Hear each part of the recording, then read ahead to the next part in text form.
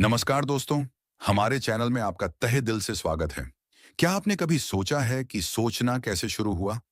आज हम विज्ञान, लोकतंत्र और तर्क की बातें करते हैं, लेकिन वो पहली चिंगारी कहाँ से आई थी जिसने इंसान को पौराणिक कथाओं और देवताओं के डर से निकालकर क्यों और कैसे जैसे सवाल पूछने की हिम्मत दी? आज हम एक ऐसी ही यात्रा पर निकलने वाले हैं।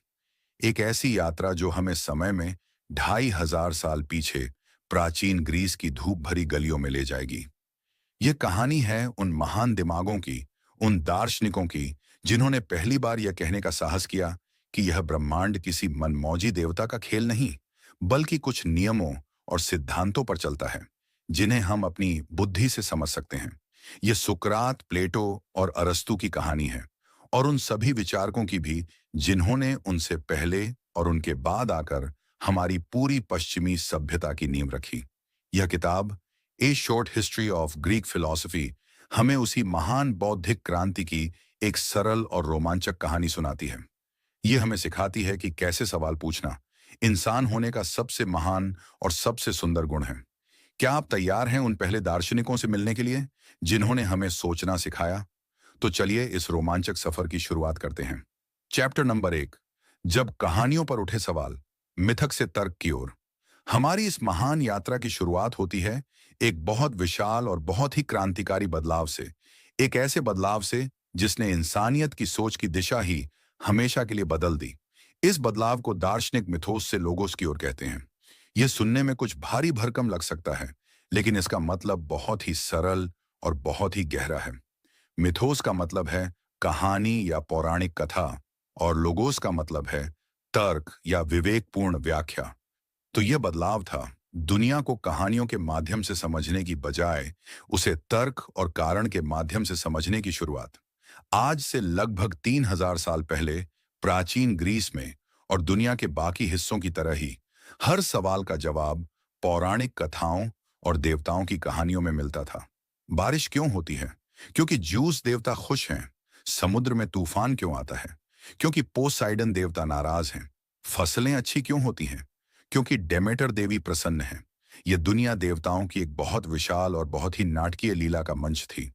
ये कहानियां सुंदर थीं, वे समाज को एक साथ बांध कर रखती थीं, और वे लोगों को जीवन का एक अर्थ भी देती थीं। लेकिन उनमें एक बहुत महत्वपूर्ण कमी थी। वे क्यों का तार्किक जवाब नहीं देती थीं। वे बस ये कहती थीं, ऐसा होता है क्योंकि देवताओं की यही मर्जी है। लेकिन फिर लगभग 6ठी शताब्दी ईसा पूर्व में आयोनिया के तटीय शहरों, यानी जो आज के तुर्की का हिस्सा है, में कुछ बहुत ही अजीब और बहुत ही नया होना शुरू हुआ। वहां के कुछ लोग जो व्यापारी थे, जो दुनिया भर में घूमते थे और जिन्होंने अलग अलग संस्कृतियों को देखा था, वे अब इन पुरानी कहानियों से संतुष्ट नहीं थे।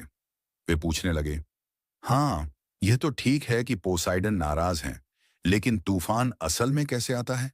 क्या हवा और पानी के बीच कोई ऐसा नियम है जिसे हम समझ सकते हैं?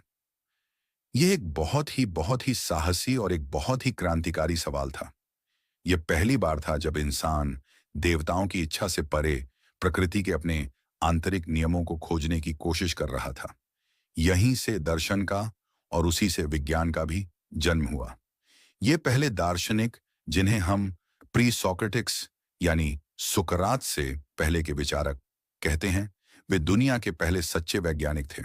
वे किसी प्रयोगशाला में प्रयोग नहीं कर रहे थे, लेकिन वे अपनी तर्क बुद्धि और अपने अवलोकन का इस्तेमाल करके ब्रह्मांड के सबसे प्रमुख और सबसे बुनियादी सवाल का जवाब खोजने की कोशिश कर रहे थे।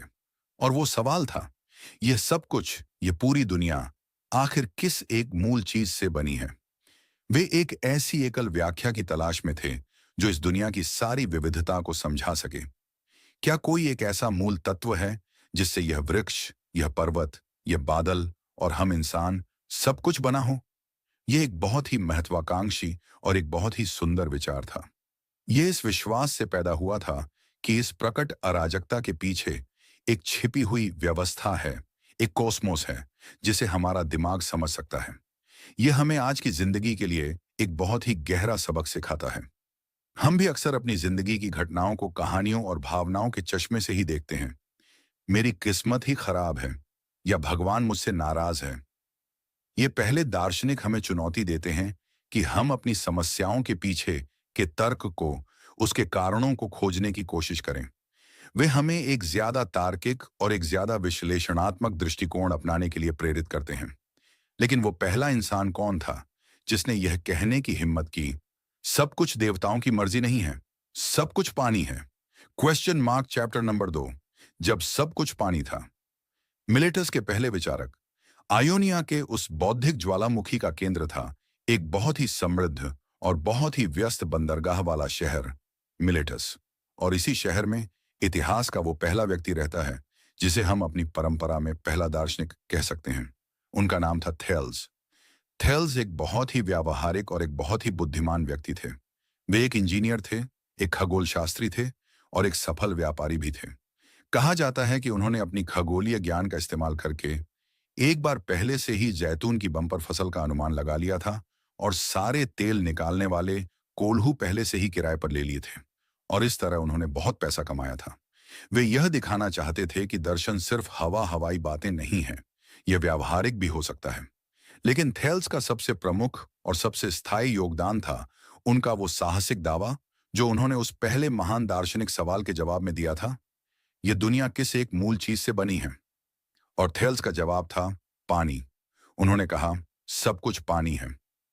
यह सुनने में आज हमें कुछ बचकाना लग सकता है, लेकिन अगर आप उस समय के हिसाब से सोचें तो यह एक बहुत ही क्रांतिकारी और एक बहुत ही तार्किक विचार था। क्यों? क्योंकि थेल्स सिर्फ एक पौराणिक कहानी नहीं सुना रहे थे, वे अपने अवलोकन के आधार पर एक तर्क दे रहे थे। उन्होंने देखा कि हर जीवित चीज को जिंदा रहने के लिए पानी की जरूरत होती है। बीज पानी से ही उगते हैं।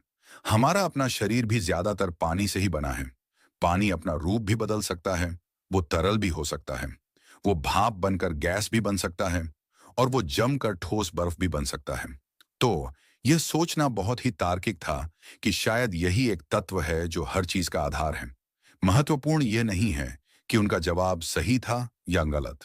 महत्वपूर्ण यह है कि उन्होंने एक प्राकृतिक जवाब देने की कोशिश की, एक ऐसा जवाब जो देवताओं पर नहीं बल्कि दुनिया के अवलोकन पर आधारित था। उन्होंने खेल के नियम ही बदल दिए थे।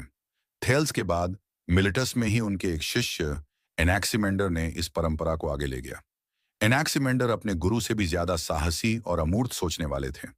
वे थेल्स की इस बात से तो सहमत थे कि दुनिया किसी एक मूल तत्व से बनी है, लेकिन वे इस बात से सहमत नहीं थे कि वो पानी जैसा कोई झात तत्व हो सकता है।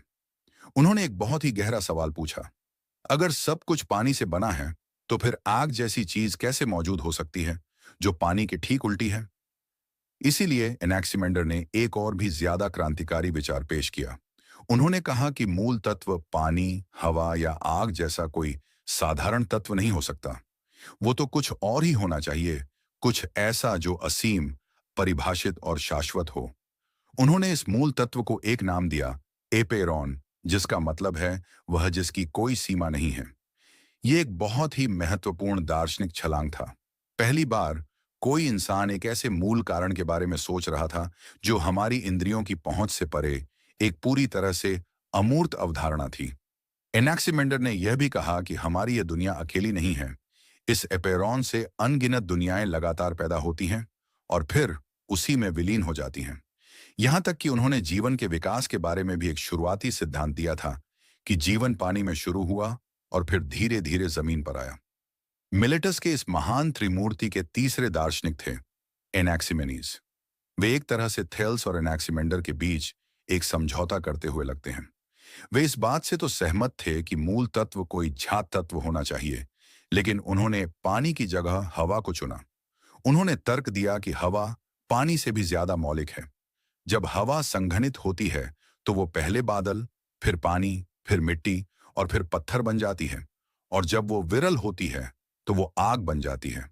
उन्होंने दुनिया की सारी विविधता को सिर्फ एक ही प्रक्रिया यानी संघनन और विरलन से समझाने की कोशिश की। उन्होंने यह भी कहा कि जैसे हवा हमारे शरीर को एक साथ रखता है, वैसे ही एक ब्रह्मांडीय श्वास या हवा पूरे ब्रह्मांड को एक साथ बांधे हुए है। ये तीन विचारक, थेल्स, एनाक्सिमेंडर और एनाक्सिमेनीज, हमें दिखाते हैं कि दर्शन की शुरुआत कैसे हुई, एक सवाल से और फिर उस सवाल के जवाब में दिए गए तर्कों और प्रतितर्कों की एक श्रृंखला से। ये एक ऐसी बातचीत थी जो अब शुरू हो चुकी थी और वो अब कभी खत्म नहीं होने वाली थी। लेकिन अब इस बातचीत में दो और बहुत ही अलग और बहुत ही शक्तिशाली आवाजें शामिल होने वाली थीं। Chapter number 3। जब सब कुछ गणित था, पाइथागोरस और संख्याओं का रहस्य। मिलेटस के दार्शनिक यह खोजने की कोशिश कर रहे थे कि दुनिया किस भौतिक तत्व से बनी है, लेकिन ग्रीक दुनिया के एक दूसरे कोने में एक और एक बहुत ही अलग और एक बहुत ही रहस्यमयी विचार जन्म ले रहा था। यह विचार कहता था कि दुनिया की असली मौलिक सच्चाई किसी भौतिक तत्व में नहीं, बल्कि संख्याओं में है। यह पाइथागोरस और उनके अनुयायियों का दर्शन था, जो सिर्फ एक दर्शन नहीं, बल्कि एक तरह का आध्यात्मिक भाईचारा, एक रहस्यमयी पंथ था। पाइथागोरस एक बहुत ही करिश्माई और लगभग पौराणिक व्यक्ति थे, जिनके बारे में कहानियां और किंवदंतियां भरी हुई हैं। उनका जन्म आयोनिया के सामोस द्वीप पर हुआ था, लेकिन उन्होंने अपनी ज्यादातर जिंदगी दक्षिणी इटली के क्रोटोन शहर में बिताई, जहां उन्होंने अपने स्कूल या भाईचारे की स्थापना की। पाइथागोरस के लिए गणित सिर्फ एक व्यावहारिक औजार नहीं था, यह तो ब्रह्मांड के रहस्यों को खोलने की एक दिव्य कुंजी थी। वे और उनके अनुयायी यह मानते थे कि सब कुछ संख्या है। यह विचार उन्हें कहां से आया? कहा जाता है कि इसकी एक प्रेरणा उन्हें संगीत से मिली। उन्होंने यह खोज की थी कि संगीत के जो सामंजस्यपूर्ण स्वर होते हैं, जो हमें सुनने में अच्छे लगते हैं, उनके पीछे एक बहुत ही सरल और सुंदर गणितीय अनुपात होता है। जैसे एक वीणा के तार की लंबाई को अगर आप ठीक आधा कर दें, तो उससे जो स्वर निकलेगा वो पहले वाले से ठीक एक ऑक्टेव ऊंचा होगा। इसी तरह दूसरे सुखद स्वर भी 2:3 या 3:4 जैसे सरल अनुपातों से जुड़े होते हैं। ये पाइथागोरस के लिए एक बहुत महत्वपूर्ण और बहुत ही गहरी खोज थी। उन्हें यह एहसास हुआ कि जिसे हम सुंदरता या सामंजस्य कहते हैं, वो असल में गणित ही है, वो संख्याओं का ही एक प्रकटीकरण है। और फिर उन्होंने इस विचार को पूरे ब्रह्मांड पर लागू कर दिया। उन्होंने कहा कि अगर संगीत के पीछे गणित है, तो फिर ग्रहों की गति के पीछे भी गणित होना चाहिए। उन्होंने स्फेयरों का संगीत का एक बहुत ही काव्यात्मक विचार पेश किया कि हर ग्रह जब वो अपनी कक्षा में घूमता है, तो एक खास संगीतमय स्वर पैदा करता है, और यह सब मिलकर एक बहुत ही दिव्य, एक बहुत ही ब्रह्मांडीय सिम्फनी बनाते हैं, जिसे हम अपनी साधारण कानों से सुन नहीं सकते, लेकिन एक दार्शनिक की आत्मा उसे महसूस कर सकती है। पाइथागोरस के लिए संख्याएं सिर्फ गिनने के लिए नहीं थीं। हर संख्या का अपना एक व्यक्तित्व, अपना एक प्रतीकात्मक अर्थ था। जैसे संख्या एक एकता का, दो द्वंद्व का, तीन सामंजस्य का और चार न्याय का प्रतीक थी। और इन सब में सबसे पवित्र संख्या थी 10, क्योंकि वो पहले चार नंबरों का योग थी। पाइथागोरस का दर्शन सिर्फ एक बौद्धिक दर्शन नहीं था, यह एक जीवन शैली थी। उनके भाईचारे के सदस्य एक बहुत ही अनुशासित और एक बहुत ही नैतिक जीवन जीते थे। वे शाकाहारी थे और वे मानते थे कि आत्मा अमर है और वो पुनर्जन्म के चक्र में घूमती रहती है, जब तक कि वो ज्ञान के माध्यम से शुद्ध होकर मुक्त नहीं हो जाती। ये विचार भारतीय दर्शन के बहुत करीब है, और कुछ विद्वानों का मानना है कि शायद पाइथागोरस का भारत के साथ कोई संपर्क रहा होगा। पाइथागोरस की विरासत बहुत ही विशाल है। उन्होंने गणित को एक दार्शनिक आधार दिया, और उन्होंने यह दिखाया कि अमूर्त विचार भी वास्तविकता को समझने में एक बहुत ही महत्वपूर्ण भूमिका निभा सकते हैं। उनका यह विश्वास कि ब्रह्मांड को गणित की भाषा में समझा जा सकता है, वो आज के आधुनिक विज्ञान का भी एक केंद्रीय स्तंभ है। लेकिन जहां पाइथागोरस एक शाश्वत, एक गणितीय व्यवस्था की बात कर रहे थे, वहीं आयोनिया में एक और दार्शनिक था, जो एक बिल्कुल उल्टी, एक बहुत ही बेचैन करने वाली सच्चाई की घोषणा कर रहा था। वो कह रहा था कि इस दुनिया में कुछ भी स्थायी नहीं है, सब कुछ एक बहती हुई नदी की तरह है। Chapter number 4। जब आप एक ही नदी में दोबारा नहीं उतर सकते। हेराक्लिट्स और बदलाव का दर्शन। जहां पाइथागोरस एक स्थायी, एक गणितीय और एक सामंजस्यपूर्ण ब्रह्मांड की बात कर रहे थे, वहीं एफिसस शहर के एक बहुत ही रहस्यमयी और एक बहुत ही कुलीन दार्शनिक हेराक्लिट्स एक बिल्कुल अलग और एक बहुत ही गतिशील वास्तविकता की तस्वीर पेश कर रहे थे। हेराक्लिट्स को अक्सर अंधेरा या रोने वाला दार्शनिक कहा जाता था, क्योंकि उनकी बातें बहुत ही गहरी, बहुत ही पहेली जैसी होती थीं, और वे इंसानियत की मूर्खता पर अक्सर विलाप करते थे। उनका मूल मंत्र था पांटा रेई, जिसका मतलब है सब कुछ बहता है। हेराक्लिटस का मानना था कि इस ब्रह्मांड की सबसे मौलिक, सबसे बुनियादी सच्चाई है बदलाव। इस दुनिया में कुछ भी, बिल्कुल कुछ भी स्थिर नहीं है। हर चीज एक सतत प्रवाह में है, एक सतत बनने और बिगड़ने की प्रक्रिया में है। उन्होंने इसे समझाने के लिए नदी का एक बहुत ही प्रसिद्ध और बहुत ही शक्तिशाली रूपक इस्तेमाल किया। उन्होंने कहा, आप एक ही नदी में दो बार नहीं उतर सकते। क्यों? क्योंकि जब आप दूसरी बार उतरने जाते हैं तो वो नदी बदल चुकी होती है, उसका पानी आगे बह चुका होता है और आप खुद भी उस एक पल में बदल चुके होते हैं। यह एक बहुत ही गहरा और एक बहुत ही आधुनिक लगने वाला विचार है। यह हमें बताता है कि वास्तविकता कोई स्थिर वस्तु नहीं है, यह एक गतिशील प्रक्रिया है। हम यह सोचना पसंद करते हैं कि हमारे आसपास की चीजें और हम खुद भी स्थायी हैं, लेकिन हेराक्लिटस हमें याद दिलाते हैं कि यह सिर्फ एक भ्रम है। हर चीज हर पल बदल रही है। जिस आपने इस ऑडियो बुक को सुनना शुरू किया था, वो भी इन कुछ मिनटों में शारीरिक और मानसिक रूप से कुछ बदल चुका है। तो अगर सब कुछ बदल रहा है, तो फिर इस बदलाव का मूल तत्व क्या है? थेल्स ने पानी कहा था, एनाक्सिमेनीज ने हवा। हेराक्लिटस ने कहा, मूल तत्व है आग। आग क्यों? क्योंकि आग बदलाव का, गति का और ऊर्जा का सबसे विशाल प्रतीक है। आग कभी भी स्थिर नहीं रहती, वो हमेशा नाचती रहती है। वो एक चीज को नष्ट करके दूसरी चीज में बदलती रहती है। हेराक्लिटस के लिए यह पूरा ब्रह्मांड एक शाश्वत जीवित आग की तरह है, जो एक निश्चित माप में जलती और बुझती रहती है। लेकिन यह बदलाव कोई अराजक, कोई अंधाधुंध बदलाव नहीं है। इसके पीछे भी एक नियम है, एक तर्क है, जिसे हेराक्लिटस लोगोस कहते हैं। यह लोगोस एक तरह का सार्वभौमिक, एक ब्रह्मांडीय कानून है, जो इस सारे बदलाव को नियंत्रित करता है और उसे एक सामंजस्य देता है। और इस लोगोस का सबसे महत्वपूर्ण सिद्धांत है विपरीत का एक होना। हेराक्लिटस का मानना था कि हर चीज अपने विरोधी के साथ एक गहरे और एक आवश्यक रिश्ते में बंधी हुई है। दिन और रात, जीवन और मृत्यु, अच्छा और बुरा, ये दो अलग अलग चीजें नहीं हैं, ये तो एक ही चीज के दो पहलू हैं। आप दिन के बिना रात को नहीं समझ सकते, आप जीवन के बिना मृत्यु को नहीं समझ सकते। वे कहते हैं, ऊपर और नीचे का रास्ता एक ही है।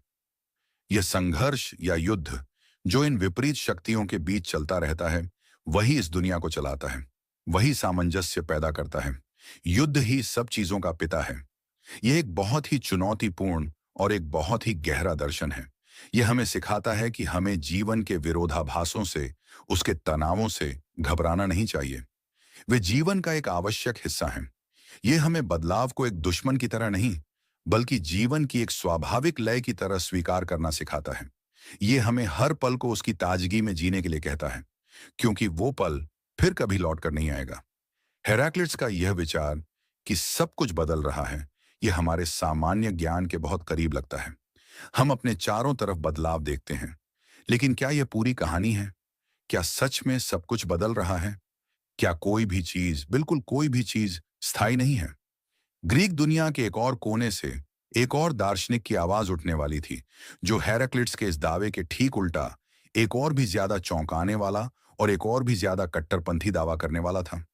वो कहने वाला था कि नहीं, सब कुछ बदल नहीं रहा है, बल्कि कुछ भी नहीं बदल रहा है। चैप्टर नंबर 5, जब चलना एक भ्रम बन गया। पारमेनाइड्स और जैनों की पहेलियां। हेराक्लिटस ने हमें एक ऐसी दुनिया दी जो एक सतत प्रवाह में थी, एक बहती हुई नदी की तरह। लेकिन अब हम एक ऐसे दार्शनिक से मिलने वाले हैं जो हमें एक ऐसी दुनिया में ले जाएगा जो पूरी तरह से जमी हुई है, एक बर्फ की सिल्ली की तरह, जिसमें कोई भी हलचल, कोई भी बदलाव संभव ही नहीं है। यह पारमेनाइड्स का दर्शन है, जो दक्षिणी इटली के एलिया शहर के थे। पारमेनाइड्स को अक्सर पश्चिमी मेटाफिजिक्स का असली पितामह माना जाता है, क्योंकि वे पहले दार्शनिक थे जिन्होंने हमारी इंद्रियों के अनुभव को पूरी तरह से खारिज कर दिया और सिर्फ शुद्ध कठोर तर्क पर भरोसा किया। पारमेनाइड्स की शुरुआत एक बहुत ही सरल, एक बहुत ही आत्मस्पष्ट लगने वाले सिद्धांत से होती है। वो कहते हैं, जो है वो है और जो नहीं है वो नहीं है। ये सुनने में बहुत ही साधारण लगता है ना? लेकिन पारमेनाइड्स इस एक सरल से दिखने वाले वाक्य से कुछ बहुत ही चौंकाने वाले और हमारे सामान्य ज्ञान के पूरी तरह से खिलाफ जाने वाले निष्कर्ष निकालते हैं। वे तर्क देते हैं कि अगर जो है वो है, तो इसका मतलब है कि होना ही एकमात्र सच्ची वास्तविकता है, और न होना या शून्य के बारे में तो हम सोच भी नहीं सकते, क्योंकि अगर हम उसके बारे में सोचेंगे तो वो कुछ बन जाएगा, जो कि एक अंतर्विरोध है। अब अगर सिर्फ होना ही वास्तविक है, तो इसके क्या गुण होने चाहिए? पार्मेनाइड्स कहते हैं, पहला, होना हमेशा से था और हमेशा रहेगा, यह शाश्वत है। क्यों? क्योंकि अगर यह पैदा हुआ होता तो इसे शून्य से पैदा होना होता, जो कि असंभव है। और अगर यह नष्ट हो सकता है तो इसे शून्य में बदलना होगा, जो कि फिर से असंभव है। दूसरा, होना अपरिवर्तनशील है। क्यों? क्योंकि बदलने का मतलब है एक ऐसी चीज बन जाना जो आप पहले नहीं थे, लेकिन न होना तो है ही नहीं, तो कोई भी चीज कुछ और नहीं बन सकती। तीसरा, होना एक अखंड और अविभाज्य है। ये एक परफेक्ट, एक ठोस गोले की तरह है। तो पारामेनाइड्स के अनुसार सच्ची वास्तविकता क्या है? यह एक शाश्वत, अपरिवर्तनशील और अविभाज्य होना है। अब इस निष्कर्ष की तुलना अपनी रोजमर्रा की दुनिया के अनुभव से कीजिए। हम अपनी दुनिया में क्या देखते हैं? हम अनेकता देखते हैं, बहुत सारी अलग अलग चीजें। हम जन्म और मृत्यु देखते हैं, और सबसे अधिक हम हर जगह, हर पल बदलाव देखते हैं। तो पार्मेनाइड्स के सामने अब एक बहुत अहम सवाल था। अगर तर्क यह कहता है कि बदलाव असंभव है, लेकिन हमारी इंद्रियां हमें हर पल बदलाव दिखा रही हैं, तो कौन सही है, तर्क या इंद्रियां? पार्मेनाइड्स ने एक बहुत ही साहसी और एक बहुत ही कट्टरपंथी चुनाव किया। उन्होंने कहा, तर्क सही है और हमारी इंद्रियां झूठी हैं। उन्होंने घोषणा की कि यह जो पूरी दुनिया हमें अपनी इंद्रियों से दिखती है, ये जो बदलाव, ये जो गति, ये जो अनेकता है, ये सब कुछ सिर्फ एक बहुत विशाल भ्रम है। ये एक ऐसा दिमाग को हिला देने वाला निष्कर्ष था कि बहुत सारे लोगों को यह पागलपन भरा लगा। और पार्मेनाइड्स के इसी कट्टरपंथी विचार का बचाव करने के लिए उनके एक बहुत ही चतुर और बहुत ही प्रतिभाशाली शिष्य जैनों ने कुछ बहुत ही प्रसिद्ध और बहुत ही दिमाग को चकरा देने वाली पहेलियां बनाई। इन पहेलियों का मकसद था यह दिखाना कि गति और अनेकता के हमारे सामान्य ज्ञान वाले विचार जब तर्क की कसौटी पर कसे जाते हैं, तो वे कितने अतार्किक और कितने अंतर्विरोधी हैं। जैनों की सबसे प्रसिद्ध पहेली है अकिलीज और कछुए की पहेली। अकिलीज ग्रीक कहानियों का सबसे तेज धावक था। जैनों कहते हैं, कल्पना कीजिए कि अकिलीज और एक कछुए के बीच एक दौड़ हो रही है और कछुए को कुछ शुरुआत दी जाती है। अब दौड़ शुरू होती है। अकिलीज को कछुए को पकड़ने के लिए पहले उस बिंदु तक पहुंचना होगा जहां से कछुआ शुरू हुआ था। लेकिन जब तक अकिलीज उस बिंदु तक पहुंचेगा, तब तक वो धीमा कछुआ कुछ आगे जा चुका होगा। अब अकिलीज को उस नए बिंदु तक पहुंचना होगा, लेकिन जब तक वो वहां पहुंचेगा, तब तक कछुआ कुछ और आगे जा चुका होगा, और यह प्रक्रिया अनंत काल तक चलती रहेगी। अकिलीज हमेशा कछुए के करीब आता जाएगा, लेकिन वो उसे तार्किक रूप से कभी नहीं पकड़ पाएगा। ये पहेली हमें क्या दिखाती है? ये हमें दिखाती है कि स्पेस और टाइम को अनंत छोटे छोटे टुकड़ों में बांटने का हमारा विचार हमें एक तार्किक असंभवता की ओर ले जाता है। जैनों हमें यह सोचने पर मजबूर कर रहे हैं कि शायद गति, जैसा कि हम उसे अनुभव करते हैं, वो सिर्फ एक भ्रम ही है। पार्मेनाइड्स और जैनों का यह दर्शन रैशनलिज्म की, यानी तर्क पर अटूट विश्वास की पराकाष्ठा है। यह हमें एक बहुत बड़ी चेतावनी देता है कि हमें अपनी सहज बुद्धि पर हमेशा भरोसा नहीं करना चाहिए, लेकिन यह हमें एक बहुत बड़ी चुनौती भी देता है। अगर हम इस इंद्रियों की दुनिया को पूरी तरह से खारिज कर दें, तो फिर हम इस दुनिया में जिएं कैसे? क्या कोई ऐसा रास्ता हो सकता है जो पार्मेनाइड्स के एक और हेराक्लिट्स के अनेक के बीच एक समझौता करा सके? चैप्टर नंबर 6, जब दुनिया छोटे छोटे टुकड़ों में बंट गई। अणुवादियों का उदय। पार्मेनाइड्स ने ग्रीक दर्शन को एक बहुत विशाल संकट में डाल दिया था। उन्होंने तर्क के बल पर यह साबित कर दिया था कि बदलाव और अनेकता एक भ्रम है और सच्ची वास्तविकता एक शाश्वत और अपरिवर्तनशील है। लेकिन यह निष्कर्ष हमारे रोजमर्रा के अनुभव के इतना ज्यादा खिलाफ था कि उसे स्वीकार करना लगभग असंभव था। तो उनके बाद आने वाले दार्शनिकों के सामने यह चुनौती थी कि वे पार्मेनाइड्स के तर्कों का सम्मान भी करें और साथ ही इस बदलती हुई दुनिया को भी किसी तरह से समझाएं। और इसी चुनौती के जवाब में एक बहुत ही सरल, एक बहुत ही सुरुचिपूर्ण और एक आश्चर्यजनक रूप से आधुनिक लगने वाले सिद्धांत का जन्म हुआ, और वो था अणुवाद। अणुवाद के संस्थापक थे ल्यूसिपस, जिनके बारे में हम बहुत कम जानते हैं, और उनके कहीं ज्यादा प्रसिद्ध शिष्य डेमोक्रिटस। डेमोक्रिटस को अक्सर हंसने वाला दार्शनिक कहा जाता था, क्योंकि वे इंसानियत की मूर्खताओं पर अक्सर हंसते रहते थे। उनका विचार पार्मेनाइड्स की चुनौती का एक बहुत ही चतुर जवाब था।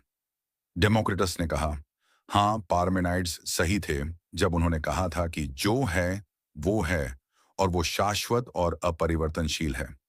लेकिन उन्होंने एक बहुत ही साहसिक और एक बहुत ही महत्वपूर्ण दूसरा कदम उठाया। उन्होंने कहा, लेकिन जो नहीं है, यानी शून्य, वो भी है, वो भी मौजूद है। ये एक बहुत महत्वपूर्ण छलांग थी। पार्मेनाइड्स ने शून्य के अस्तित्व को ही नकार दिया था। डेमोक्रिटस ने कहा कि वास्तविकता दो चीजों से बनी है, होना और न होना। होना क्या है?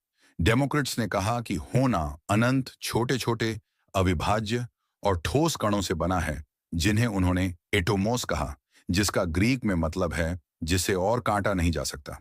यही हमारा एटम या अणु शब्द है।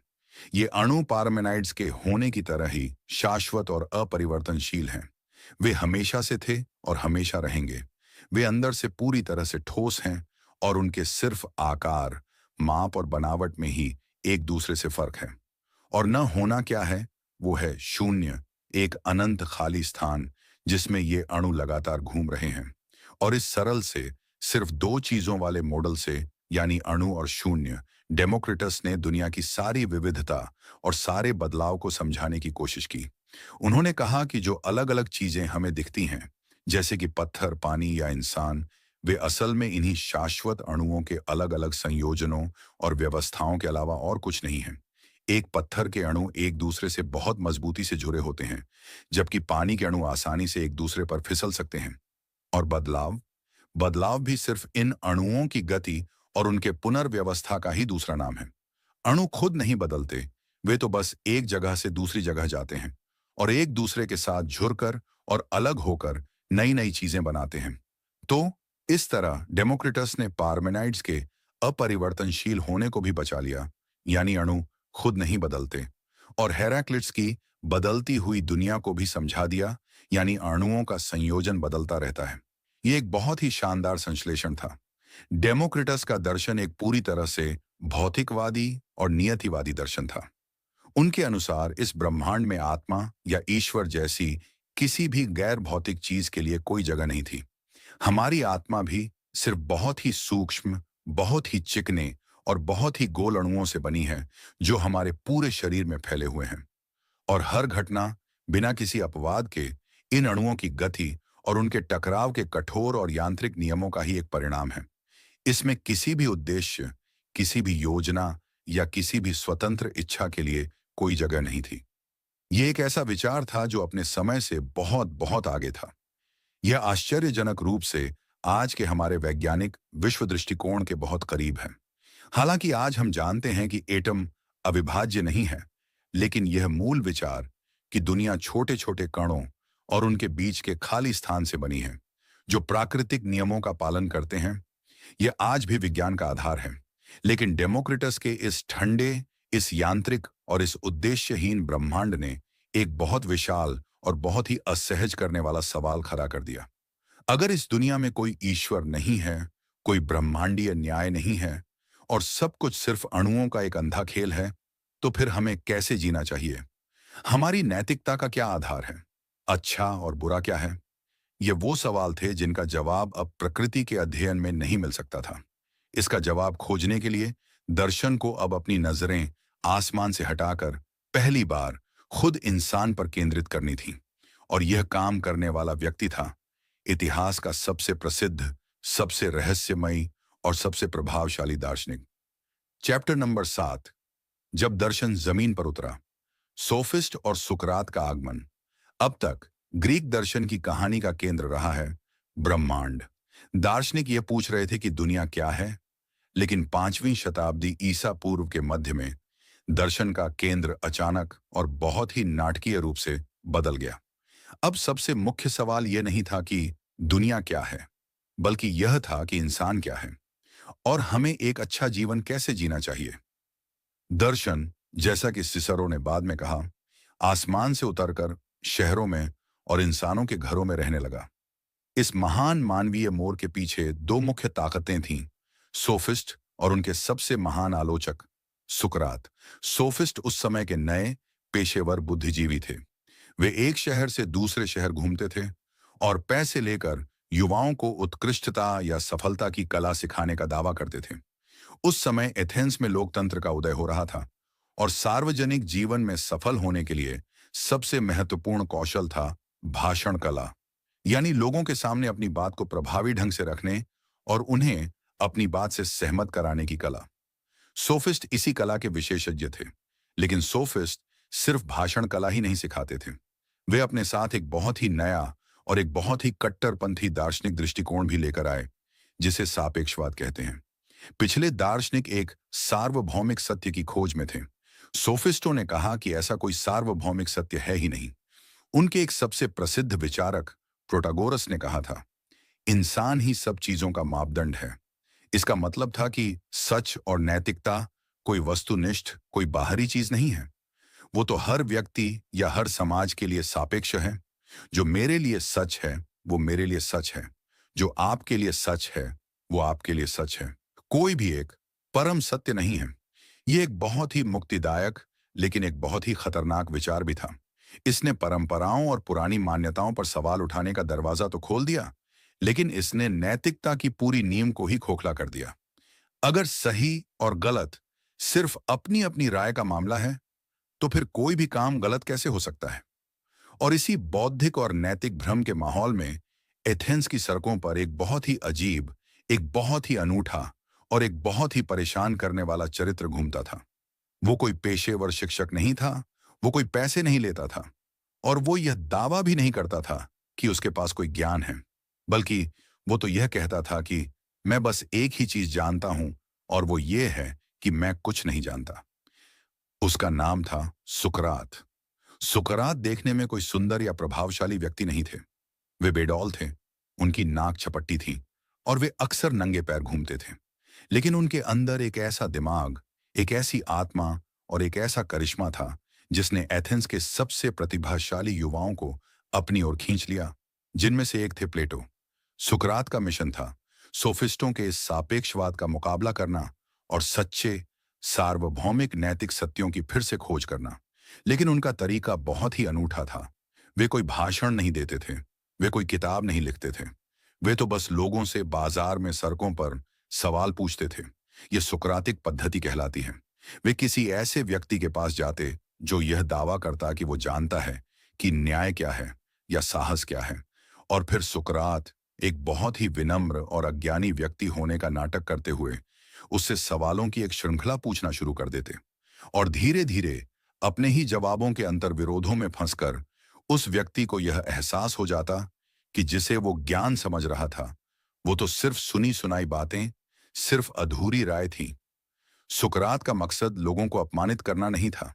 उनका मकसद था लोगों को उनकी अपनी अज्ञानता का बोध कराना, क्योंकि उनके अनुसार ज्ञान की खोज का पहला कदम ही यह स्वीकार करना है कि मैं नहीं जानता। यह एक बहुत ही गहरी और एक बहुत ही विनम्र शिक्षा है। सुकरात ने दर्शन को ब्रह्मांड से हटाकर हमारी अपनी आत्मा पर केंद्रित कर दिया। उनका सबसे प्रसिद्ध कथन है, एक अनपरीक्षित जीवन जीने लायक नहीं है। उनका मानना था कि हमारा सबसे महान और सबसे महत्वपूर्ण काम है अपनी आत्मा की देखभाल करना, खुद को जानना और एक गुणी जीवन जीने की कोशिश करना। उनके लिए सद्गुण ही ज्ञान है। अगर आप सच में जानते हैं कि क्या सही है, तो आप गलत कर ही नहीं सकते। ये एक बहुत ही शक्तिशाली और एक बहुत ही आशावादी दर्शन था। लेकिन यह एक बहुत ही खतरनाक दर्शन भी था। जब आप एक समाज के सबसे शक्तिशाली लोगों को यह दिखाने लगते हैं कि वे असल में अज्ञानी हैं, तो आप बहुत सारे दुश्मन बना लेते हैं। और सुकरात ने यही किया।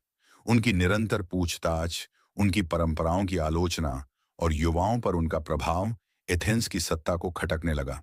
और अंत में उस शहर ने, जिसे वो इतना प्यार करते थे, उन्हें उनके जीवन का सबसे प्रमुख और सबसे अंतिम सवाल पूछने का मौका दिया। चैप्टर नंबर 8, जब जहर का प्याला ही सच बन गया। सुकरात की मृत्यु और प्लेटो का जन्म। सुकरात ने अपनी पूरी जिंदगी एथेंस की सड़कों पर लोगों को अपनी आत्मा की देखभाल करने का उपदेश देते हुए बिता दी। लेकिन उनकी इस निरंतर पूछताछ ने, इस बौद्धिक डंक मारने की आदत ने उन्हें शहर के कई शक्तिशाली लोगों का दुश्मन बना दिया था।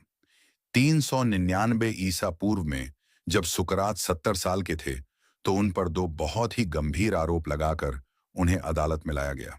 पहला आरोप था शहर के देवताओं में विश्वास न करना और नए देवता बनाना, और दूसरा था शहर के युवाओं को भ्रष्ट करना। यह मुकदमा सुकरात की बेगुनाही या अपराध को लेकर उतना नहीं था, जितना यह एथेंस के उस डर को लेकर था जो उसे इस अजीब और परेशान करने वाले बुजुर्ग आदमी से लगता था। सुकरात ने अदालत में अपना बचाव खुद किया, और उनका वो बचाव, जैसा कि उनके शिष्य प्लेटो ने अपनी किताब अपोलॉजी में लिखा है, वो कोई माफीनामा नहीं था। वो तो अपने जीवन और अपने दर्शन का एक बहुत ही साहसी और एक बहुत ही अडिग घोषणा पत्र था। उन्होंने कहा कि वे कोई अपराधी नहीं हैं।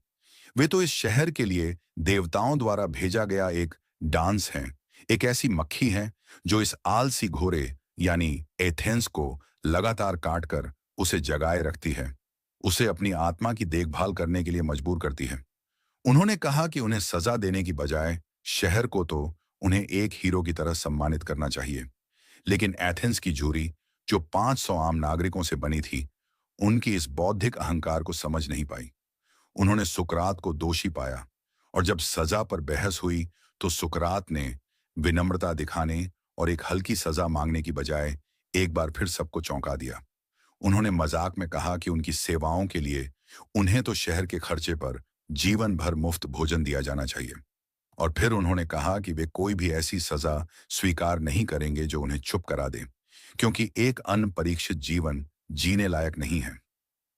अंत में झूरी ने, जो शायद उनके इस रवैये से और भी ज्यादा नाराज हो गई थी, उन्हें मौत की सजा सुना दी, जहर का प्याला पीकर। सुकरात के दोस्तों ने उन्हें जेल से भागने की एक पूरी योजना बनाई, लेकिन सुकरात ने मना कर दिया। उन्होंने कहा कि मैंने अपनी पूरी जिंदगी एथेंस के कानूनों के तहत जी है, और मैं अब अपनी जिंदगी के अंत में एक भगोरा बनकर उन कानूनों का अपमान नहीं कर सकता। अगर कानून ने मुझे मरने का आदेश दिया है, तो मैं उसी का पालन करूंगा। ये उनके दर्शन का अंतिम और सबसे प्रमुख पाठ था, अपने सिद्धांतों के प्रति अटूट निष्ठा मृत्यु के सामने भी। और फिर अपने दोस्तों से आत्मा की अमरता पर अपनी अंतिम बातचीत करने के बाद सुकरात ने बहुत ही शांति और बहुत ही साहस के साथ हेमलोक का वो जहर का प्याला पी लिया।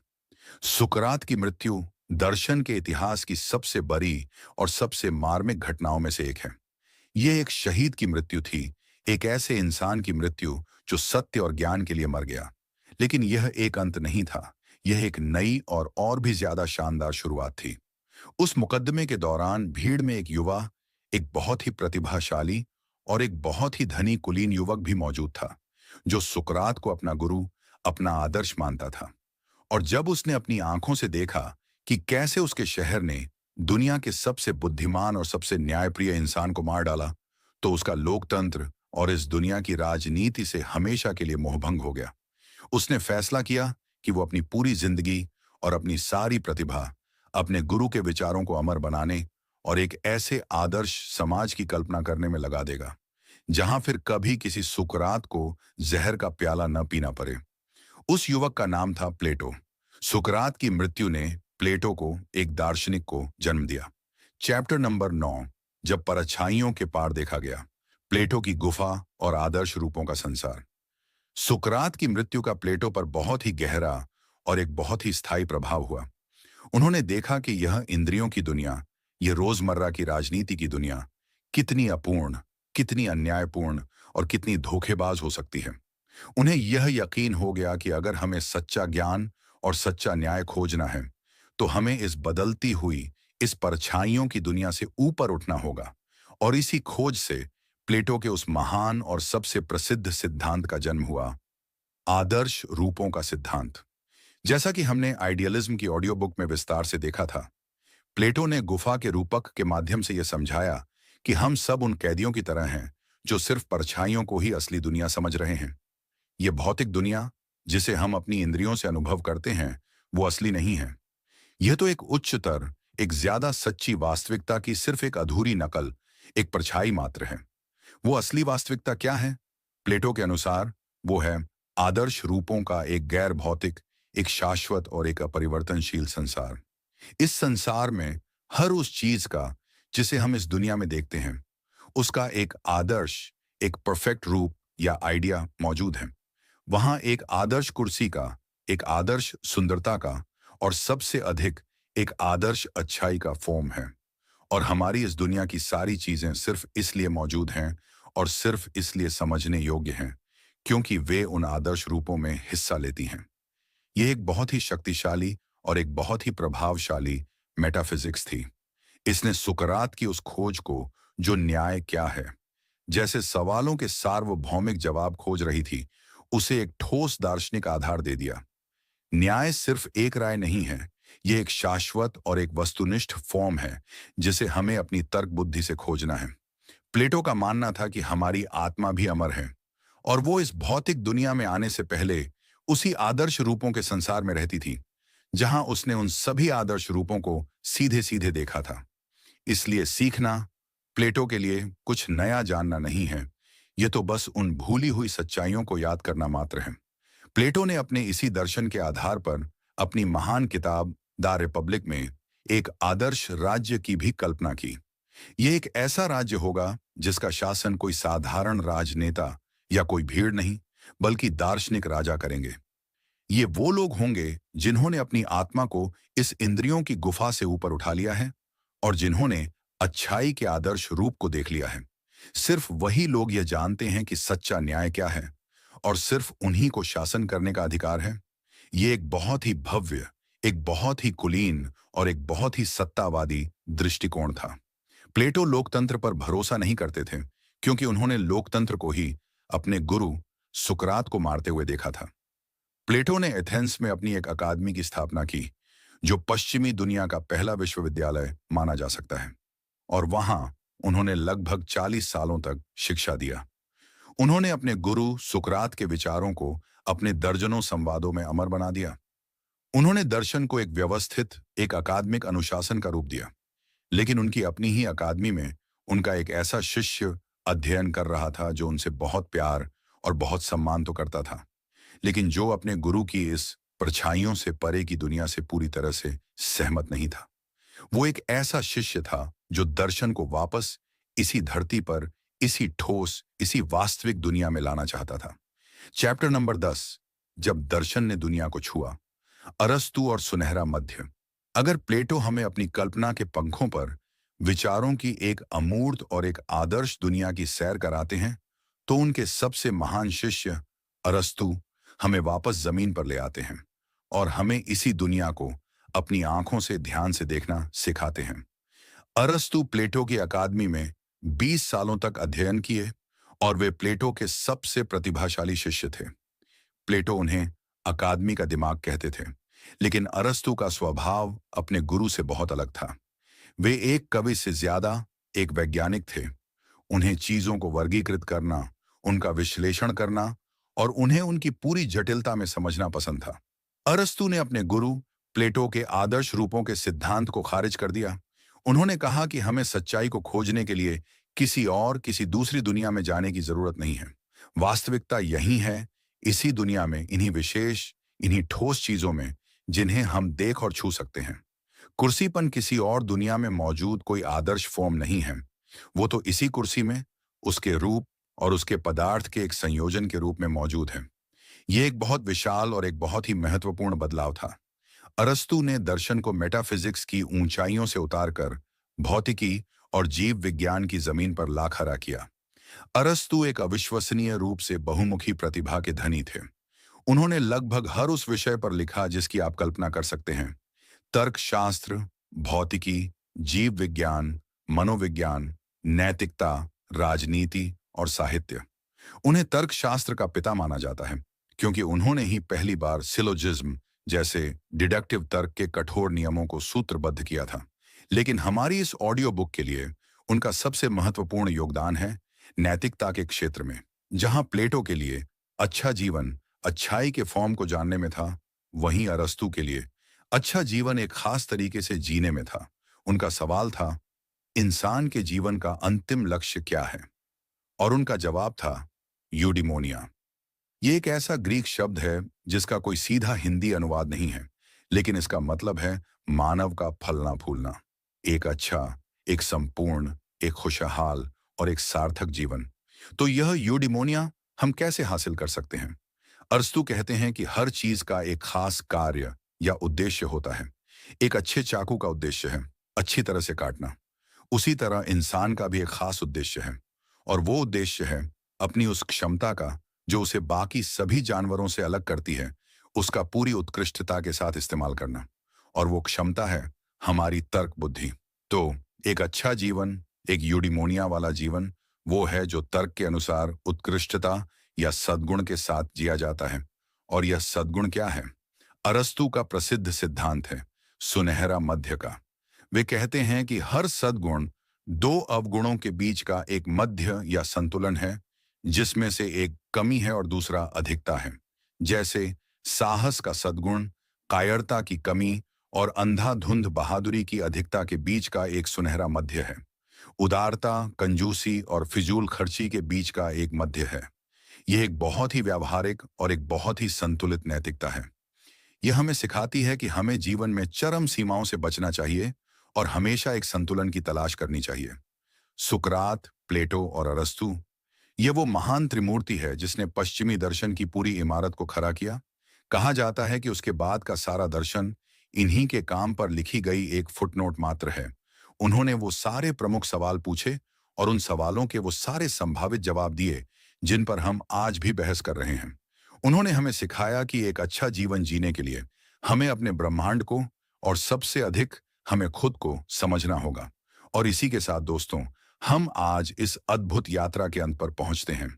इस प्रेरणादायक पुस्तक के आधार पर हमने साथ मिलकर यह जाना कि कैसे प्राचीन ग्रीस के इन महान दार्शनिकों के विचारों ने हमारी पूरी दुनिया को आकार दिया है, और कैसे हम उनके सवालों और उनके ज्ञान का उपयोग करके अपनी जिंदगी को और भी गहरा, और भी सार्थक और भी ज्यादा परीक्षित बना सकते हैं। मुझे उम्मीद है कि इस ऑडियो बुक के जरिए हमने जो कुछ भी सीखा है वह सिर्फ सुनने तक ही सीमित नहीं रहेगा, बल्कि आपके जीवन का मार्गदर्शन भी करेगा। याद रखिएगा, यह ज्ञान केवल जानकारी नहीं है, बल्कि आपके भीतर की अपार क्षमता को जगाने की कुंजी है। ये ऑडियो बुक आपको यह सिखाती है कि कैसे सवाल पूछने का साहस करें, कैसे अपनी अज्ञानता को स्वीकार करें, कैसे परछाइयों से परे की सच्चाई को खोजें, और कैसे तर्क और संतुलन के साथ एक गुणी जीवन जिए। लेकिन सबसे महत्वपूर्ण, यह आपको यह भी सिखाती है कि आप कितने शक्तिशाली हैं और आपके अंदर एक परीक्षित जीवन जयकर अपनी आत्मा की देखभाल करने की कितनी क्षमता छिपी हुई है। अब जब आप इस ऑडियो बुक को सुनना समाप्त कर रहे हैं, तो मैं आपसे एक अनुरोध करना चाहता हूं। इन सिद्धांतों को याद रखें, इन पर विचार करें और इन्हें अपने दैनिक जीवन में लागू करने का प्रयास करें। और हमेशा याद रखें, आपके भीतर असीम शक्ति है और आप जो भी चाहें पा सकते हैं। आपके इस बहुमूल्य समय के लिए और इस यात्रा में मेरे साथ जुड़ने के लिए दिल से धन्यवाद। मैं उम्मीद करता हूं कि आपको यह ऑडियो बुक पसंद आई होगी और इसने आपको अपने मन की शक्ति और नियंत्रण के बारे में कुछ नया सीखने को मिला होगा। अगर आपको यह ऑडियो बुक पसंद आई तो इसे लाइक करें, अपने दोस्तों और परिवार के साथ साझा करना न भूलें, ताकि वे भी इस ज्ञान का लाभ उठा सकें। और हाँ, हमारे चैनल को सब्सक्राइब करना बिल्कुल न भूलें, ताकि आपको ऐसी ही और प्रेरणादायक और ज्ञानवर्धक ऑडियो बुक्स मिलती रहें। और हाँ, अपनी प्रतिक्रिया हमें कमेंट में जरूर बताएं। आपके विचार और सुझाव हमारे लिए बहुत ही ज्यादा महत्वपूर्ण हैं और हमें भविष्य में और भी बेहतर ऑडियो बुक्स बनाने में मदद करेंगे। तो कृपया कमेंट सेक्शन में अपनी राय जरूर दें। हम जल्द ही एक और नई ऑडियो बुक के साथ वापस आएंगे। तब तक के लिए अपना ख्याल रखिए, सीखते रहिए और हमेशा अपने लक्ष्यों की ओर आगे बढ़ते रहिए। याद रखें, आपके सपने सच हो सकते हैं।